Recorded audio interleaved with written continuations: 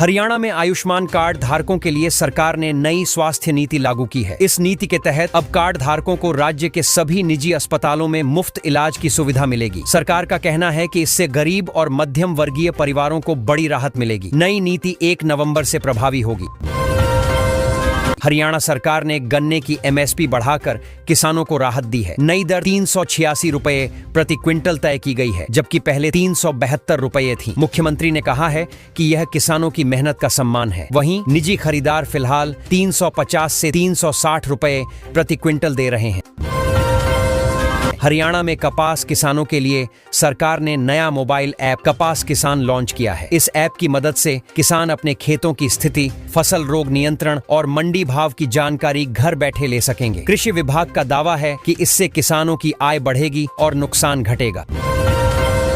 हरियाणा स्कूलों में अब मिड डे मील के तहत बच्चों को इंस्टेंट खीर और देसी पिन्नी दी जाएगी। राज्य सरकार का कहना है कि इससे बच्चों को पौष्टिक आहार मिलेगा और स्वाद में भी विविधता आएगी। यह योजना नवंबर से सभी सरकारी स्कूलों में शुरू की जाएगी। हरियाणा सरकार ने 1032 निजी स्कूलों को 1 साल के लिए मान्यता बढ़ाने की अनुमति दी है। इससे उन स्कूलों को राहत मिलेगी जिनकी मान्यता अक्टूबर में समाप्त होने वाली थी। शिक्षा विभाग ने कहा है कि इस दौरान स्कूलों को नियमों के पालन की जांच से गुजरना होगा। कैबिनेट मंत्री रणबीर गंगवा ने सैनिक विहार कॉलोनी में सीवरेज और पेयजल कार्यों का शुभारंभ किया है। उन्होंने कहा कि सरकार हर घर को साफ पानी और बेहतर सीवरेज व्यवस्था उपलब्ध कराने के लिए प्रतिबद्ध है। इन परियोजनाओं से हजारों लोगों को सीधी सुविधा मिलेगी। हरियाणा सरकार ने बड़ा फैसला लेते हुए 68 डॉक्टरों की सेवाएं समाप्त कर दी हैं। स्वास्थ्य विभाग का कहना है कि इन डॉक्टरों पर लंबे समय से गैर हाजिरी और अनुशासनहीनता के आरोप थे। विभाग ने चेतावनी दी है कि भविष्य में किसी भी कर्मचारी के खिलाफ कार्रवाई में ढिलाई नहीं बरती जाएगी। हरियाणा में नवंबर से पानी के बिल दोगुने हो जाएंगे। सरकार का कहना है कि यह फैसला पानी की बर्बादी रोकने और आपूर्ति व्यवस्था सुधारने के लिए लिया गया है। फिलहाल यह बढ़ोतरी पंचकूला, करनाल और गुरुग्राम जैसे शहरों में लागू की जाएगी। करनाल में रेलवे रोड स्थित पुरानी लाइब्रेरी को हाईटेक बनाने की तैयारी शुरू हो गई है। नगर निगम ने गलियों के निर्माण के साथ आधुनिक लाइब्रेरी की योजना मंजूर की है। इसमें ई-रीडिंग सुविधा, कंप्यूटर और डिजिटल बुक सेक्शन जोड़े जाएंगे। गुरुग्राम में 100 जगह इमरजेंसी कॉल पॉइंट लगाने की योजना पर काम शुरू हो गया है। पहले चरण में मुख्य चौक, मॉल और बस स्टैंड जैसे भीड़ भाड़ वाले इलाकों को शामिल किया गया है। इससे महिलाओं और वरिष्ठ नागरिकों की सुरक्षा सुनिश्चित होगी। हरियाणा के विकास मॉडल को लेकर सरकार ने दावा किया है कि राज्य में योजनाएं सुनियोजित तरीके से लागू हो रही हैं। मुख्यमंत्री ने कहा कि पारदर्शी प्रशासन और रोजगार सृजन पर ध्यान देकर राज्य को स्मार्ट हरियाणा बनाने की दिशा में तेजी से काम चल रहा है। हरियाणा में सर्दियों की शुरुआत हो चुकी है। ठंडी हवाओं के साथ प्रदूषण भी चिंता का कारण बन गया है। पर्यावरण विभाग ने लोगों से अनावश्यक वाहन प्रयोग से बचने और घरों में प्रदूषण कम करने की अपील की है। आने वाले दिनों में तापमान और गिरने की संभावना है।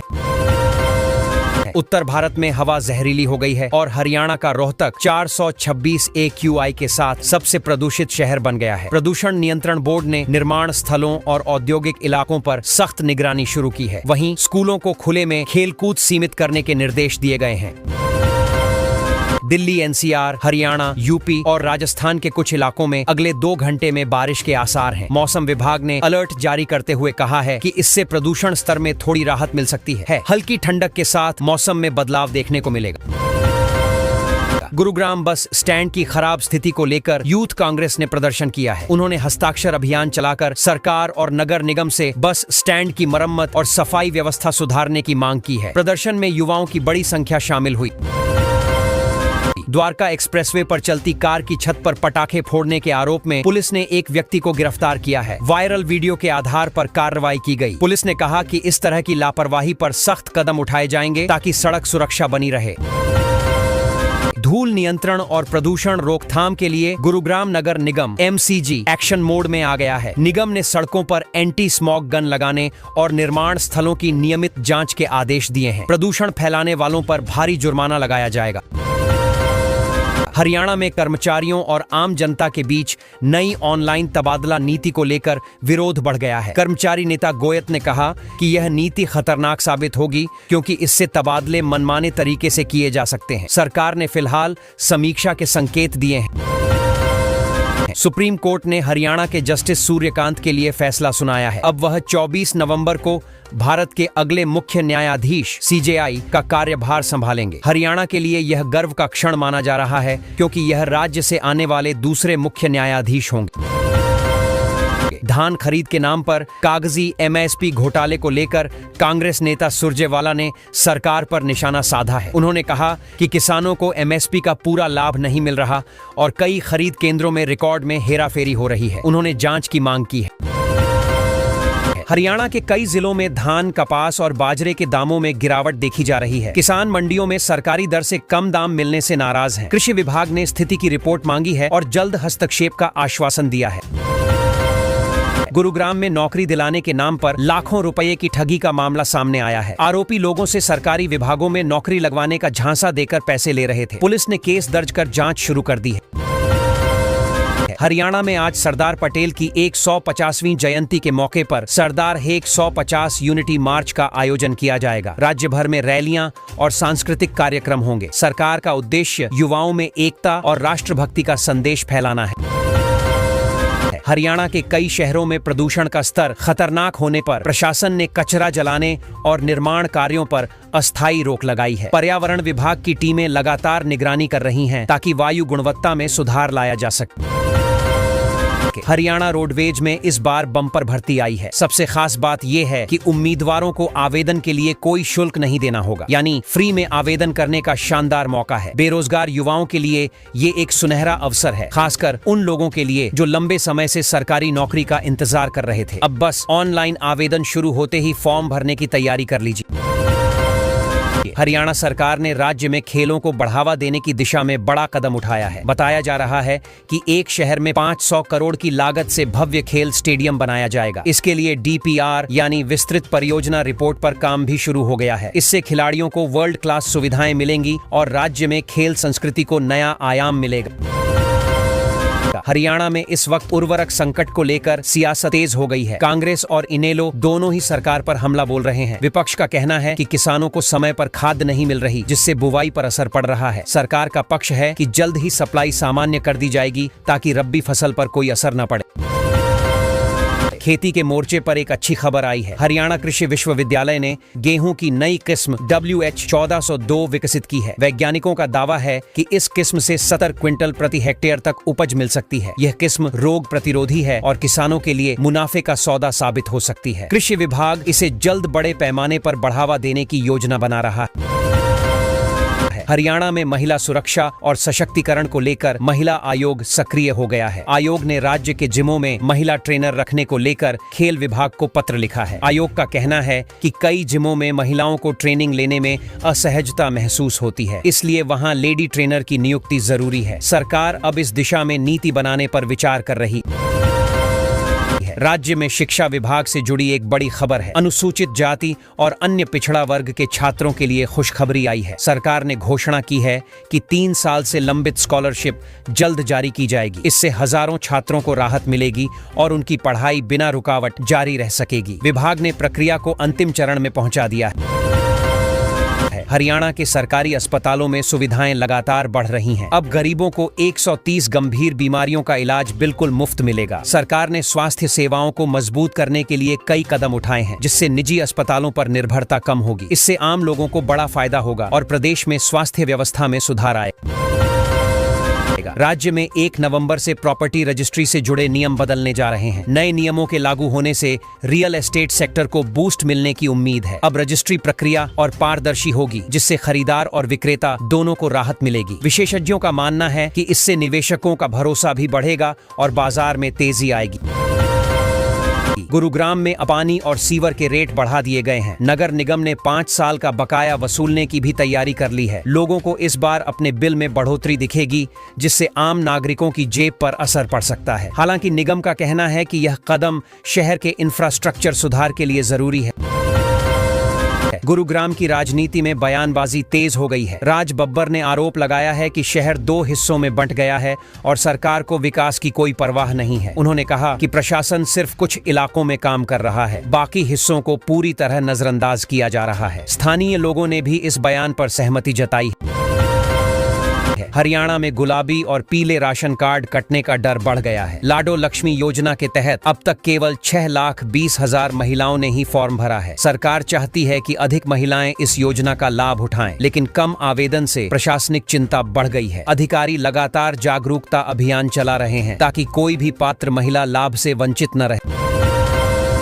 हरियाणा सरकार ने किसानों की मदद के लिए बड़ा कदम उठाया है। अब कपास किसान ऐप के जरिए किसान सीधे अपनी कपास बेच सकेंगे। इससे बिचौलियों की भूमिका खत्म होगी और किसानों को उचित दाम मिलेगा। कृषि विभाग का कहना है कि यह डिजिटल माध्यम किसानों की आमदनी बढ़ाने में सहायक साबित होगा। हरियाणा में बेरोजगारी एक बड़ी चुनौती बन गई है। सरकार ने 2 लाख नौकरियों के वादे किए थे, लेकिन युवा अब सवाल पूछ रहे हैं कि ये नौकरियां कब पूरी होंगी। विपक्ष का आरोप है कि सरकार सिर्फ घोषणाओं तक सीमित है, जबकि युवा रोजगार की तलाश में प्रदेश छोड़ रहे हैं। हरियाणा में रोजगार नहीं मिला, इसलिए अमेरिका गए युवा पूर्व मुख्यमंत्री भूपेंद्र सिंह हुड्डा ने यह बयान देकर मौजूदा सरकार पर तीखा हमला बोला। उन्होंने कहा कि प्रदेश में निवेश और उद्योगों की कमी के कारण नौजवानों को विदेशों में जाना पड़ रहा है। हुड्डा ने रोजगार नीति की समीक्षा की मांग की। हरियाणा में अब 11 गंभीर बीमारियों का इलाज सरकारी अस्पतालों में होगा। हालांकि डॉक्टरों ने कहा कि सुविधाओं की कमी के चलते इस पहल को लागू करने में मुश्किलें आ सकती हैं। सरकार का कहना है कि जल्द ही उपकरणों और स्टाफ की कमी को पूरा किया जाएगा ताकि मरीजों को बेहतर स्वास्थ्य सेवाएं मिल सकें। हरियाणा के बिजली विभाग में काम कर रहे कर्मचारियों के लिए राहत की खबर है। विभाग ने एलडीसी कर्मचारियों को नौकरी से हटाने का आदेश वापस ले लिया है। इससे कई परिवारों को बड़ी राहत मिली है। कर्मचारियों ने सरकार के इस फैसले का स्वागत करते हुए कहा कि उनकी मेहनत आखिरकार रंग लाई। हरियाणा में प्रदूषण ने खतरनाक स्तर पार कर लिया है। कई शहरों का AQI 300 से ऊपर पहुंच गया है। बहादुरगढ़ की हवा सबसे खराब बताई जा रही है। प्रदूषण नियंत्रण बोर्ड ने लोगों को मास्क पहनने और बाहरी गतिविधियां सीमित रखने की सलाह दी है। प्रशासन सड़कों पर पानी का छिड़काव करा रहा है। गुरुग्राम में कमिश्नर के औचक निरीक्षण से पुलिस विभाग में हलचल मच गई। अचानक निरीक्षण के दौरान कई खामियां सामने आईं, जिस पर अधिकारियों ने सख्त निर्देश दिए। पुलिस कर्मियों को कहा गया कि वे जनता के साथ बेहतर व्यवहार करें और थानों की साफ सफाई बनाए रखें। स्टेट ओलंपिक गेम्स में गुरुग्राम के 26 एथलीट भाग लेंगे। खिलाड़ियों में उत्साह है और कोचों ने तैयारी तेज कर दी है। प्रतियोगिता में एथलेटिक्स, तैराकी और कुश्ती जैसी विधाओं में मुकाबले होंगे। जिला खेल अधिकारी ने कहा कि यह गुरुग्राम के खेल टैलेंट को दिखाने का सुनहरा मौका है। गुजवी में प्रबोधिनी युवा महोत्सव का आयोजन 7 नवंबर से शुरू होगा। इस आयोजन में नृत्य, संगीत, कला और सांस्कृतिक प्रस्तुतियां होंगी। छात्रों के बीच उत्साह देखा जा रहा है। विश्वविद्यालय प्रशासन का कहना है कि यह कार्यक्रम युवाओं की रचनात्मकता और नेतृत्व क्षमता को बढ़ावा देगा। स्टील उद्योगपति मदन लाल जिंदल का 98 वर्ष की उम्र में निधन हो गया। वे ओपी जिंदल के भाई थे और दोनों ने मिलकर स्टील व्यवसाय की नींव रखी थी। उनके निधन से उद्योग जगत में शोक की लहर है। परिवार और उद्योग संघों ने उन्हें दूरदर्शी उद्यमी बताया। सीएम फ्लाइंग स्क्वाड ने खाद विक्रेता की दुकान पर रेड मारी। टीम को शक था कि दुकान पर नकली खाद बेची जा रही है। छापेमारी में संदिग्ध सैंपल मिले हैं, जिन्हें जांच के लिए भेजा गया है। प्रशासन ने कहा कि किसानों को ठगने वालों पर सख्त कार्रवाई की जाएगी। सट्टेबाजी गिरोह के 3 सदस्य पुलिस के हत्थे चढ़े, जबकि एक आरोपी फरार हो गया। पुलिस ने उनके पास से मोबाइल, लैपटॉप और नकदी बरामद की। जांच में सामने आया कि आरोपी ऑनलाइन प्लेटफॉर्म के जरिए सट्टेबाजी करते थे। पुलिस फरार आरोपी की तलाश में छापेमारी कर रही है। हरियाणा दिवस पर पंचकूला में जोरदार जश्न देखने को मिला। देसी व्यंजनों, लोक गीतों और सांस्कृतिक झलकियों से माहौल रंगीन हो गया। मुख्यमंत्री सैनी ने छठ मैया और सूर्य देव को नमन किया। कार्यक्रम में विपक्षी नेताओं को भी आमंत्रित किया गया था, जिससे यह समारोह एकता का प्रतीक बना। गुरुग्राम की हवा में झर अब भी बना हुआ है। हालांकि AQI में थोड़ी गिरावट दर्ज की गई। मौसम विभाग ने कहा कि अगले 2 दिनों में हल्की बारिश हो सकती है, जिससे प्रदूषण का स्तर कुछ घटेगा। प्रशासन ने लोगों से अनावश्यक वाहन उपयोग न करने की अपील की है। गुरुग्राम में सेक्टर 10 की ऑटो मार्केट को पूरी तरह मलबा मुक्त कर दिया गया है। नगर निगम ने सफाई अभियान चलाकर सड़कें और पार्किंग एरिया साफ किए। व्यापारियों ने इस पहल की सराहना करते हुए कहा कि इससे ग्राहकों को आने में आसानी होगी और बाजार की सूरत निखरेगी।